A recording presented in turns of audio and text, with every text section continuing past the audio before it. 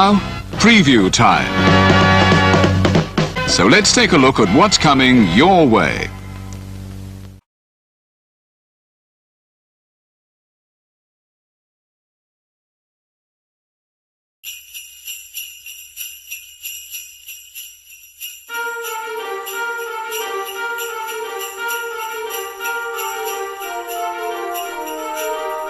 Ho, ho, ho! Merry Christmas!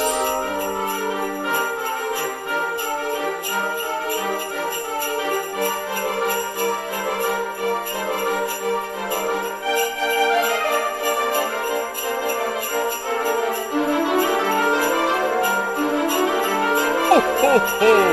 Merry Christmas!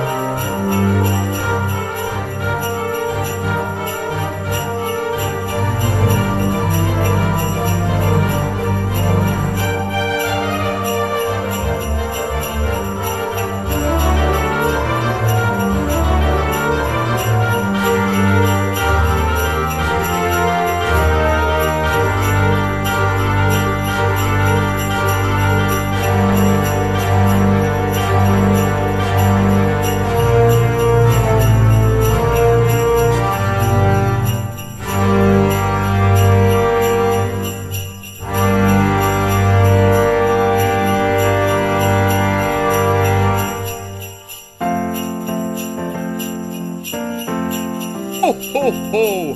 Merry Christmas!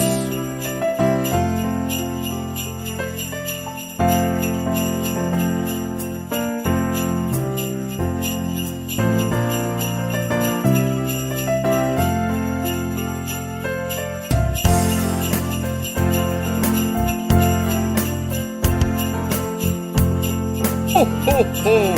Merry Christmas!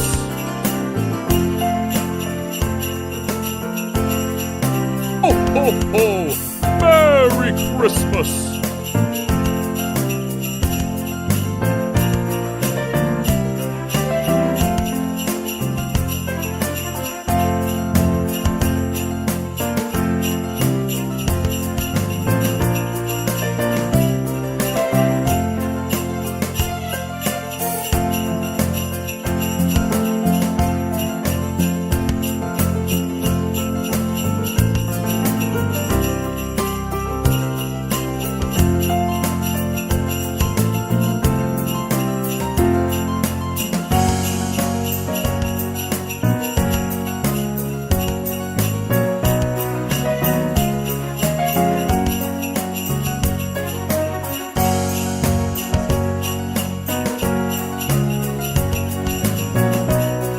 Ho, ho, ho! Merry Christmas!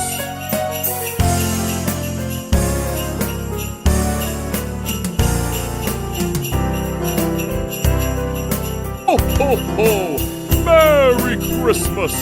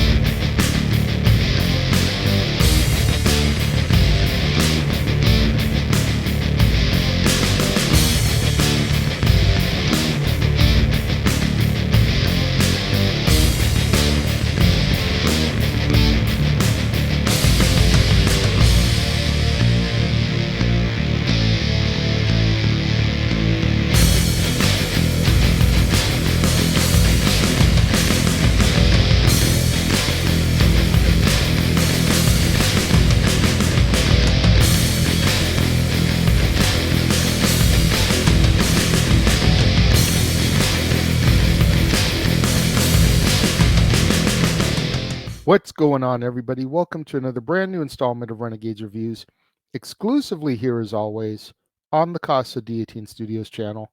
I, of course, am your host, the Renegade J.J. Williams, and today we're going to discuss the first in a series of films, but we're only going to focus on the first two because those are the ones that would be considered by most Christmas chestnuts. Today we discuss Home Alone, starring Macaulay Culkin, Joe Pesci, Daniel Stern, Catherine O'Hara, John Hurd, Devin Ratray, and John Candy. What's going on, everybody? Thank you for joining me here once again for another brand new installment of Renegades Reviews. As I said in the introduction, today we're going to kick off the first of two movies that are technically part of a franchise that we're going to cover here this month. However, we're only going to cover the first two because those are the ones that are the most revered out of all of them, the ones you would consider Christmas chestnuts. Rather than saving this all for franchises month, we want to try and get these in now. So we're discussing the original Home Alone today, and then tomorrow we'll discuss the sequel. And as our movie opens, the McAllister family is preparing to spend Christmas in Paris, France. The family is all gathering at Peter and Kate's home in a Chicago suburb on the night before their flight. Peter and Kate's youngest son, Kevin, is the subject of ridicule by his older siblings as well as his cousins. Kevin inadvertently ruins the family dinner after a brief scuffle with his oldest brother, Buzz, resulting in Kate sending him up to the attic. Kevin then berates his mother for allowing the rest of the family to pick on him, and he wishes that his family would just disappear. During the night, heavy winds create a power outage, disabling the alarm clocks and causing the family to oversleep. Amidst the confusion and the rush to get to the airport, Kevin is accidentally left behind. Kevin wakes up to find the house empty and the family cars still in the garage, unaware that they had rented vans to take them to the airport. Believing that his wish has come true, he is overjoyed with his newfound freedom. Later, Kevin becomes frightened of his next door neighbor, Old Man Marley, who is rumored by the local children to be a serial killer who murdered his own family. The McAllister home is soon stalked by the Wet Bandits, Harry and Marv, a pair of burglars who have been breaking into other vacant houses in the neighborhood. Kevin tricks them into thinking that his family is still home, forcing them to postpone their plans to rob the McAllister home. Kate realizes mid-flight that Kevin was left behind, and upon arrival in Paris, the family discovers that all of the flights for the next 2 days are completely booked full, and that the phone lines are still down back home in Chicago. Peter and the rest of the family stay in his brother's apartment in Paris, while Kate manages to get a flight back to Scranton, Pennsylvania. She attempts to find a flight from there to Chicago, but all the flights are booked full. Kate, however, is overheard by Gus Polinski, the lead member of a traveling polka band, who offers to let her travel with them to Chicago in a moving van.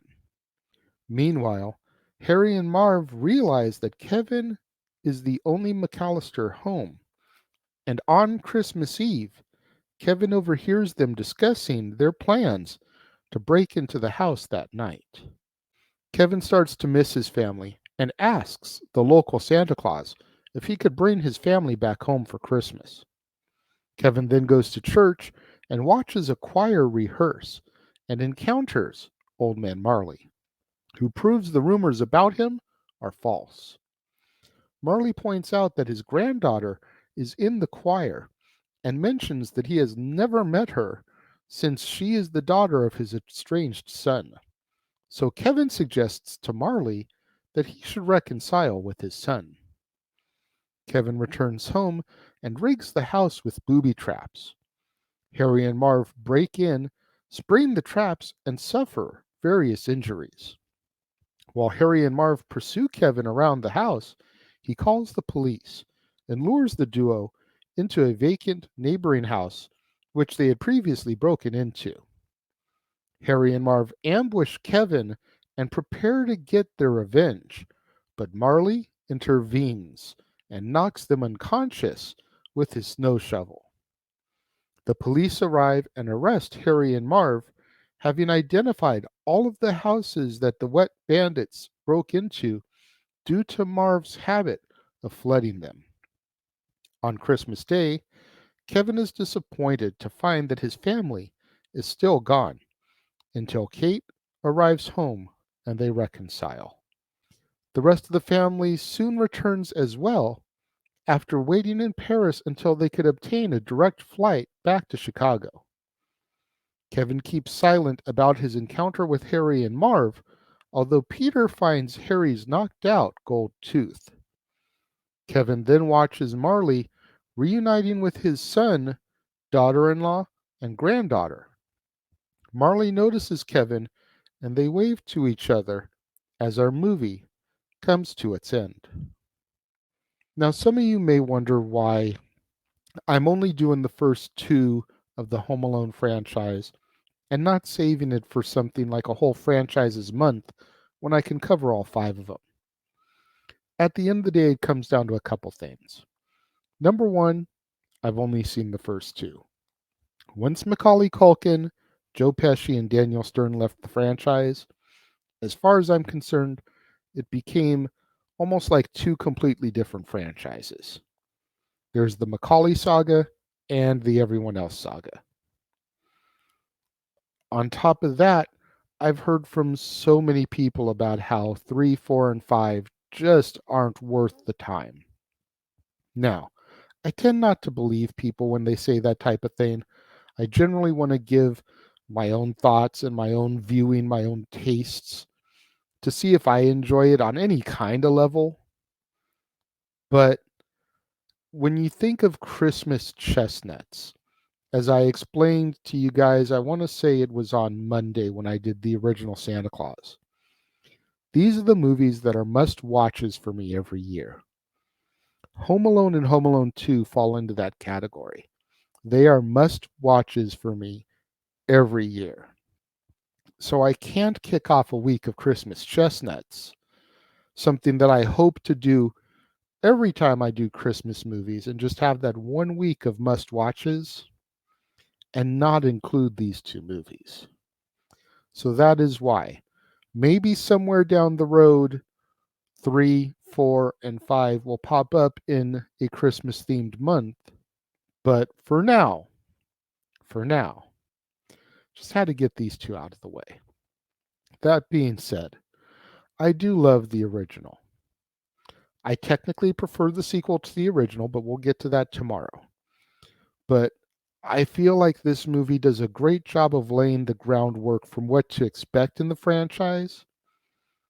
And Macaulay Culkin is just so good in it. Macaulay Culkin was just one of those guys who pretty much everything he touched for a while was golden. He got his first exposure in Uncle Buck with John Candy, who has a brief cameo in this one as Gus Polinski. Maybe a cameo is not the right word, but a bit part in this movie, kind of giving back to Macaulay since he was the star in the movie that Macaulay Culkin got established in. So you've got that little aspect coming back to play in here. But he was great in Home Alone. He was great in Uncle Buck. He was great in Home Alone 2. He was so good in My Girl, the good son where he played the bad kid after being the good boy for so long. I've never seen Richie Rich, which he was in, but I've heard great things about it. So Macaulay Culkin was just that kid for a while. And if you missed my review of My Girl last year, I'll link it up here for you guys to go check out and see that film review that I did. But Home Alone is just so good. It's one of the few movies that I know of Joe Pesci where I've seen him where he hasn't been that mobster type. He's really kind of family friendly, if you will, in this one. You know, the places where he would generally cuss up a storm, he just kind of grunts and mumbles. Daniel Stern, hilarious as Marv. Catherine O'Hara, we need to give that woman some love as she's the mom in Beetlejuice. She's the mom in Home Alone, and she's Sally in The Nightmare Before Christmas, which takes Halloween and Christmas and just smashes them together. So good. Um, Devin Ratray is Buzz. Such a good, smarmy older brother that you kind of love to hate. But just overall, I mean, I think all of us at some point had that moment as kids where we wish our family would just leave us alone. And so for him to make that wish and then wake up the next morning and his family's gone. He can do anything he wants without having to be ridiculed. You know, he gets an entire cheese pizza all to himself. He gets to watch the mob movies on TV that he's usually not allowed to. He can sit back and eat bowls of ice cream and jump on the bed. And as time goes on and they're gone, you kind of see him become more and more responsible, making a to-do list, a shopping list, going to the store, wanting to know if the toothbrush is approved by the American Dental Association. Just little things that as an adult you'd expect to do, but not from an 8-year-old boy. So good. I enjoy the hell out of this movie. I'm curious to know what you guys think of it. When it comes to my rating for Home Alone, the original, I give it 4 out of 5 stars. What do you guys think? Let me know if you're watching the premiere. Leave your thoughts and comments over here. If you're watching on demand later in the day, leave your thoughts and comments down here. Let's have that conversation, that discussion, that debate, that interaction that I'm always asking you guys for in the comments below. And make sure you guys tune in tomorrow, right here to the Casa D18 Studios channel for another brand new installment of Renegades Reviews, when we'll be taking a look at the sequel. We'll be taking a look at Home Alone 2, Lost in New York, starring Macaulay Culkin, Joe Pesci, Daniel Stern, John Hurd, Catherine O'Hara, Tim Curry, Brenda Fricker, Eddie Bracken, Rob Schneider, Ali Sheedy, and Donald Trump. But it doesn't end there, folks, because tomorrow night, 8 o'clock Pacific, 11 Eastern, special Friday episode, the eve of Christmas Eve special of Open Mic Night. Myself, the Renegade J.J. Williams, the Simple Man, Noah Foster, the Heeb Man, James Hebert, and the West Coast Professor, Jeff Meacham, will all be gathering around the fireplace, around the Christmas tree, and we're going to be discussing our takes on Christmas, Christmas music, Christmas movies, Christmas past, Christmas traditions. No wrestling conversation unless you guys super chat and ask for a wrestling topic. And on the topic of super chats, any $5 super chat will get a spin on the wheel of carols. The wheel will spin, whatever song it lands on. The four of us, as well as our special guests who may or may not join us, will all sing it as our way of giving thanks back to you guys this holiday season. Don't miss it. You're not going to want to miss out on any of that content right here on the Casa D18 Studios channel, on the Jeff Meacham Network, across the Jeff Meacham Network multiverse of media. Open mic night, more episodes of Renegades Reviews. So much still in store. Little over a week left in the month still, and holiday content still coming for the rest of the year. Don't miss out on any of it. So make sure you smash that like button. Make sure you're subscribed. Make sure that notification bell is turned on so you don't miss out anytime a video drops right here on the Casa D18 Studios channel, or anytime we go live, as is the case with Statboy Sports Bar, Open Mic Night, pay-per-view PLE coverage, etc. Share my videos with your family, friends, loved ones, coworkers, movie fanatics, cinephiles in your life, fans of Macaulay Culkin, fans of Joe Pesci, fans of Daniel Stern, fans of Catherine O'Hara, fans of John Hughes, fans of John Hurd, anybody you can think of that would enjoy this content and this video, share it with them.